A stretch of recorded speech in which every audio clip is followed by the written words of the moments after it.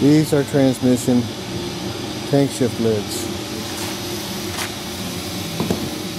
Shifter arm on the tank shift connects here. This is a dash 47 lid. This main control YA. These two recesses here. And this C7 here. 40 to 46 is the bare casting. A0, January 1940. It has the early numbers here. And the casting here is totally different. This hole should not be here, that was drilled. It should be just flat. And mine is cracked. You have to replace it on the 46. Besides the original patina, it can't have been blasted